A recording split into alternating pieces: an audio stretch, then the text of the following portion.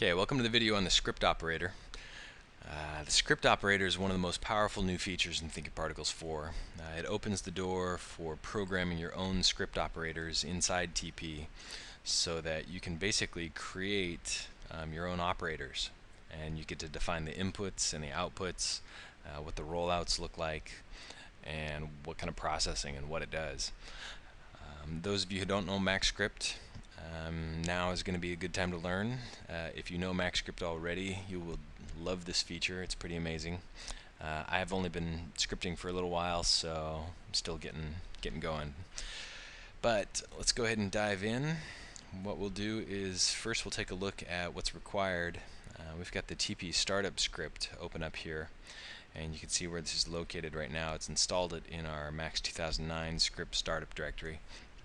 And script operators are required to be in a script's startup directory in order to load. And the TP startup script, of course, includes a whole bunch of documentation on the different port types, parameters, methods, etc. And we'll take a little bit of a look at that. The formatting in this, the green is nice and everything, but we actually also created a version on the DVD under Assets, Script Operators, reference. So TP script operator alphabetized. What that shows us is, I guess we don't need that quite like that. Basically, it's color coded and kind of shows you a little bit easier to read.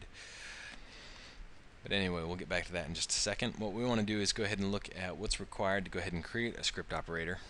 And go ahead and close this. We've actually got a template here under, so if you go back to the DVD, under Assets, TP Script Operators, Template, there's a M3D ScriptOp Template that you can just drag into the MaxScript editor here. And this is basically set up as a shell to just easily add and create a script. We'll just go ahead and do a quick run through here. If you know MaxScript already, a lot of this might be a little on the boring side. Sorry about that. But so first thing we do is we're gonna have a first line up here that recognizes or defines the name of our script, and then whatever you want for your info up there. And then we unregister that script, so it kind of takes it out of the system. And then what it's going to do is going to go ahead and create a plugin definition based on geometry, and then the name of this script. And we use a consistent name all the way through so that it's really easy to replace and update. We'll do that here in just a moment. The actual string name of the script, what category it's in, and the category is actually, and actually I've got a whole bunch of comments in this template script about this category is really a subcategory, because what happens is when you define that category, it's not going to define this level of the operator, whether it's a condition, an operator, or a helper. What it's going to do is allow you to define, hey, am I a standard, or am I an afterworks, or am I a script, or you can create your own subcategory in here. So that's what the category refers to. In our case, we're going to go ahead and call it M3D. And we've got another function in here called genClassID. And this is for creating a unique identifier for our script. I'm going to go ahead and just paste that over this existing one. It extends the TP script base, that's fine, and then these parameters, which we don't usually touch. And then we've got version. Version's important if you plan on using the same script for a very long time. You're going to want to define and keep track of your version numbers, because further down here, where we actually define the inputs and outputs, you'll have the ability to to actually get the version of your plugin, and it will check and see if this is the latest one. And if it's not, then what it will do is you can actually set it up so it will get this out of here. It will actually give you the ability to reorder your inputs and outputs and basically kind of recreate those based on what version it is. That's a little more complex than I've gotten into, but that is there as an option. Okay, next we get into the actual script now, and we define the local variables that we're going to use. This particular script that we're going to create, called LifeProgress, does not need any variables, but you do have to declare something, so otherwise it will throw an error. And I just want to back up for a quick sec. This structure here that we've got is called a scripted plugin clause, and if you look in the Mac script help file, scripted plugin clauses, it'll give you a whole bunch of information about this. I highly recommend reading it and learning about it, especially this section in here on parameters, where it's going to tell us what type of parameters are available. And I believe only these are. I do not think that we have access to the tabs yet, but I'm not entirely sure. Okay, so we've got our local variables if we're going to have any, and that becomes really important if you're going to use things like iterators, where you're going to want to iterate through multiple times as you spit out multiple outputs per, not really per sample, but yeah, in an iteration. Sorry, that's a bad explanation, but we'll take a look at that in a later video. Then we've got the parameters. And the parameters are the variables and the types of variables that are tied to the rollout. And these parameters are used to store and keep track of those settings in your rollout, so that when you make a change to an operator and then you go off and do something else and you come back, that value is still there. So that value gets stored in a parameter. So you can define all those there. And then next up we've got the rollout, which of course is our rollout that we have here. And here is where we actually tap into those parameters that we had defined. And we've got some basic ones in here right now called this is description 1, description 2, and these are used in case you want to put some text in your rollout by default, maybe to say what it does. And we're going to go ahead and replace this description 1. We'll just call it LifeProgress. Return 0 to 1, and then in description 2 field we will say return 0 to 1 based on age divided by lifespan. Okay, so we've got these extra little markers in here. These are actually spaced so that they show you the approximate width you have in the rollout to use. So just don't go beyond, that mark. So any other UI items that you want to have, you would have these here in the rollout: radio buttons, drop-down lists, etc. And those would also require a parameter to be defined for them. We'll take a look at the declaring different parameters in another video when it gets a little more complex. Okay, so next up we have the function TP color type, and this is for just defining the color of the operator. Again, we've got these notes in here that make it really easy to remember. Hey, a 0 is going to be a condition, 1 is an operator, etc. So the color of these things is based on that setting there. Okay, so then we have the function TP initialize the inputs and outputs, and this is where it checks for the version of your script, and if the version is 0, meaning it's a new creation of that operator, it's a whole new instance that it's creating, it's going to go ahead and add the appropriate inputs and outputs, and it will set that version to match, and that number there needs to match this number here. So here's where we're going to define our inputs and outputs. We've got basically this simple command here, TP inout add input. If we go back to our script operator reference, we can see that that is, it's defined somewhere in here. Not under TP system. Anyway, I won't bore you with that, but the thing that is important is knowing all the different port types. So that we can quickly and easily see what types of data are available. Okay, so we're going to define some outputs. We really only need one for our script, and that is going to be particle.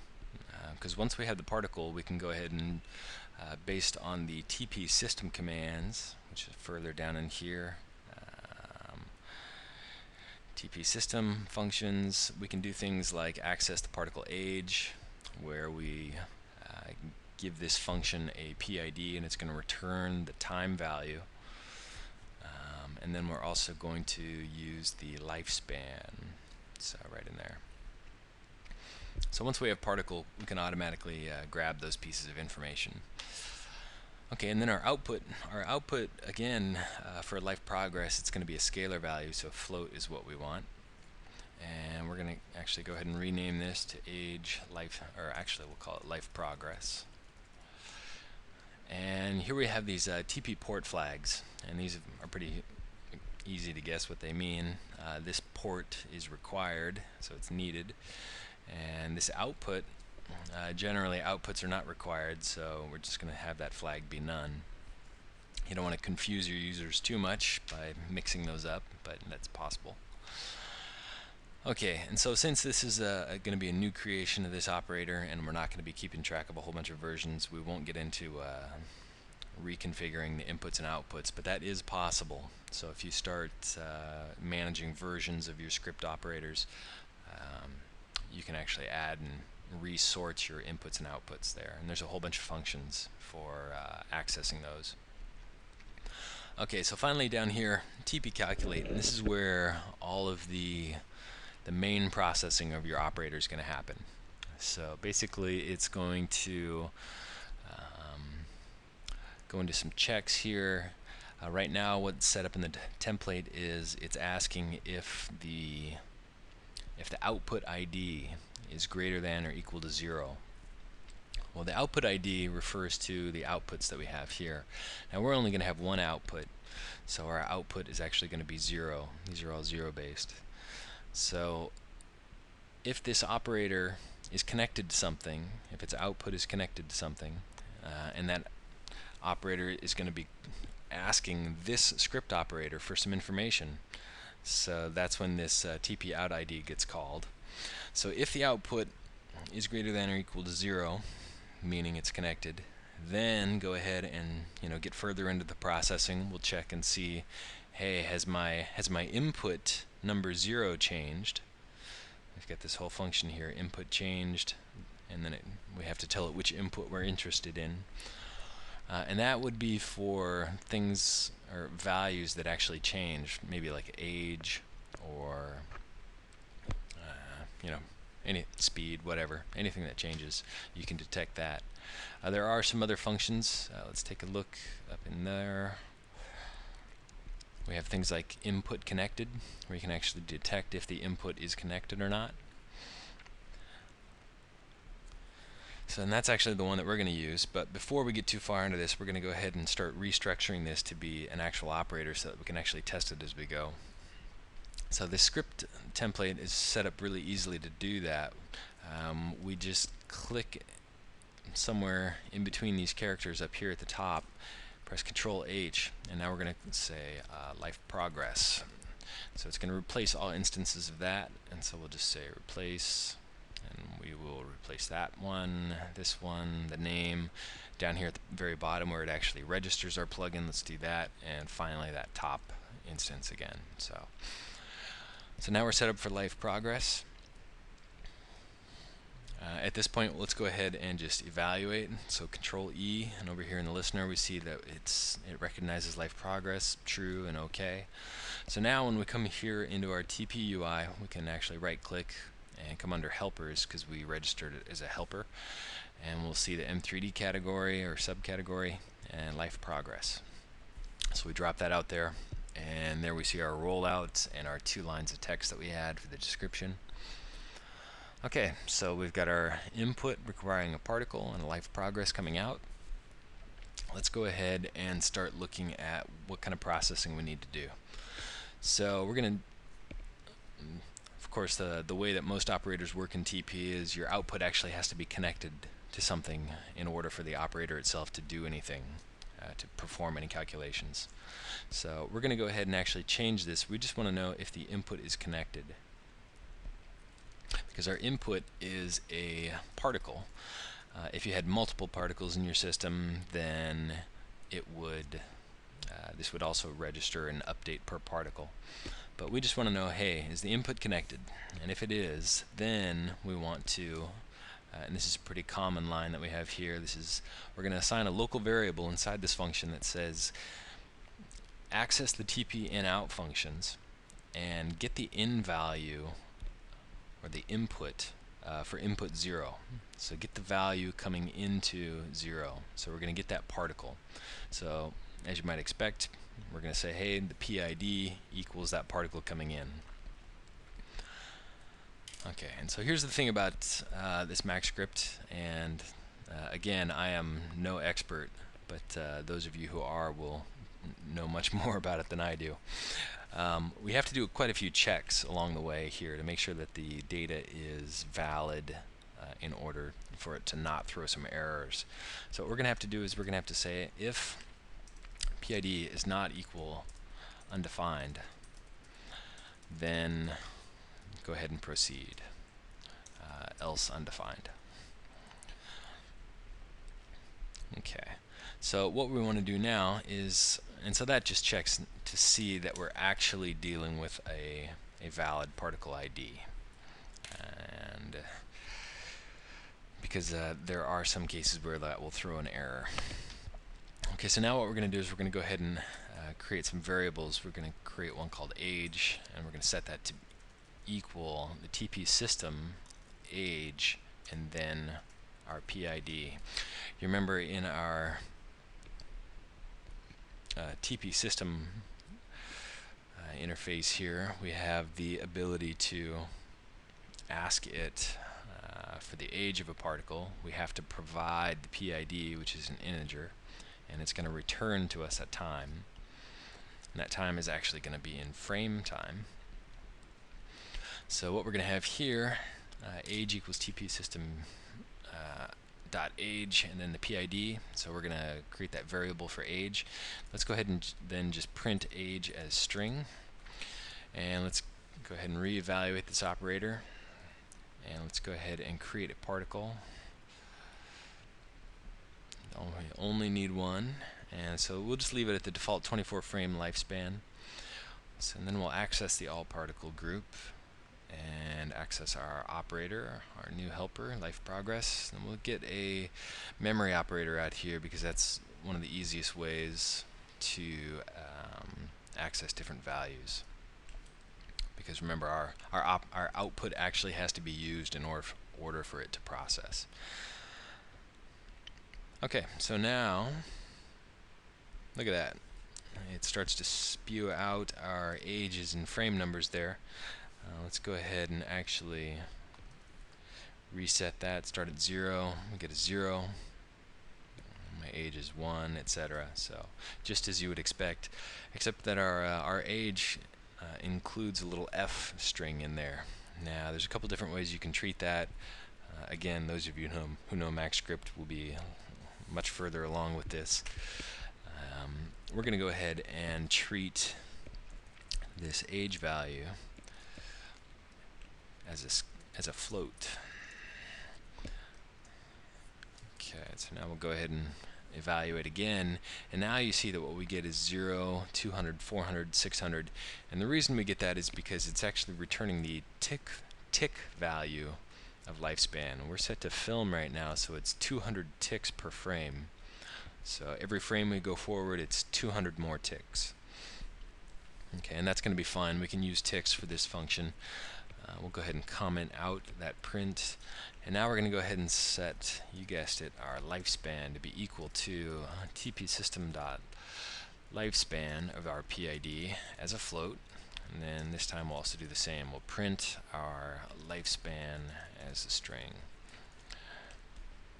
Okay, so here we get 4800 all the way through because, yep, 24 times 1 second, and 1 second in tick time is 4800. So what we'll do now is we'll go ahead and let's see here. We want to go ahead and actually generate that age divided by lifespan value, and we're actually going to return this the value out to the system. One of the things, though, in order to structure this, just in case we come back and want to add more outputs, we're going to go ahead and put a case TP out ID of, and this is going to set it up so that it checks to see which output is being requested. So in the case that it's a 0 output, what we'll do is we will go ahead and output age divided by lifespan. And then if we were to have a number 1 output, another output after this, we could just put that there. Of course, we don't need that for this. We'll take that part out. And let's see what we get. Okay, so we evaluate again, it still comes back true. And now as we scrub forward, we're not seeing those values. Let's go ahead and turn on Debug and bring up our debug window. It's a little bit big there. Okay, so you see what we're getting here now is a scalar value. It's going to start off at 0, and as we step forward, what we've got there is 0.04, so 4% of my lifespan. So it's basically 1 frame divided by 24. But of course, in Max, that has to be actual as such. Hey, look at that, the numbers even match. That's pretty good. The interesting thing is that when it actually reaches its final age, you can see that the last positive value that we get is 0.958. So that's like 1 sample before its death. And then, of course, we're going to get a negative value. That particle is no longer alive. And so there it goes. Okay, so TP calculate, this is where, of course, we're going to do all that main processing of the function. If there is any else clause, this is actually where you can handle iterators down in here. We'll take a look at the included TP iterator function that CBIS has provided, kind of talk about how that's handled. And then finally, the last line in our script is the actual function to register our script operator. And it's this number here that actually controls which category it appears in. So if we, right now we chose helper, so number 2. But if we were to actually make it a condition, we will end up seeing that M3D category under the conditions now, and our operator. And helpers no longer has that M3D category. Of course, condition's not really the right place for this. Actually, choosing the right place ends up being kind of an interesting task when you have a few of them, but I'll let you play with that. Okay, so we'll go ahead and evaluate this, and then we will go ahead and save this out. Let's save it as, let's put it under the DVD, assets, script operators, video examples. Hey, look, we already did it once, but let's go ahead and save over that. So this will be TP LifeProgress. And replace, yes. Okay, so that's video 1. Let's move on.